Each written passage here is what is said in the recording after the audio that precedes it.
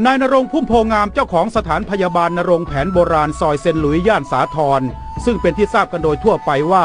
สถานพยาบาลแห่งนี้เป็นต้นตำรับสถานพยาบาลด้วยสมุนไพรจีนทุกชนิด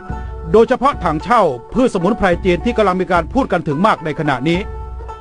เจ้าของสถานพยาบาลณรงค์แผนโบราณบอกว่าถังเช่าเกิดจากการรวมตัวกันของหนอนกับเห็ดชนิดหนึ่งโดยสปอร์ของเห็ดจะเข้าสู่ตัวอ่อนของหนอนผีเสื้อค้างคาวที่จำศีลและฝังตัวอยู่ใต้ดินในฤดูหนาวโดยเชื้อเห็ดจะเจริญเติบโตเป็นเส้นใย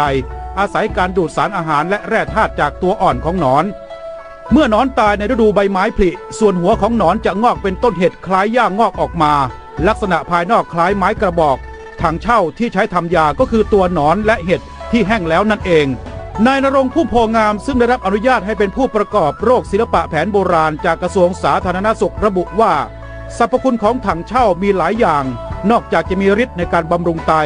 กระตุ้นในการไหลเวียนของโลหิตแล้วยังมีสรรพคุณเพิ่มสมรรถภาพทางเพศอีกด้วย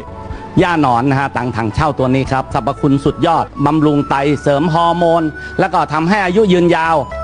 ผู้เชี่ยวชาญถังเช่าระบุว่าถังเช่าที่มีคุณภาพที่สุดจะต้องเป็นถังเช่าที่มาจากมณฑลเสฉวนสาธารณรัฐประชาชนจีนเท่านั้น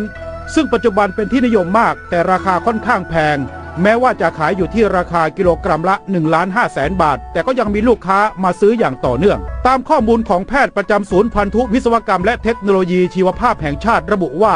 จากการวิเคราะห์ของห้องปฏิบัติการถังเช่าประกอบด้วยสารอาหารมากมายโดยเฉพาะมีสารคอโดไซปินซึ่งเป็นสารที่มีฤทธิ์บำรุงไต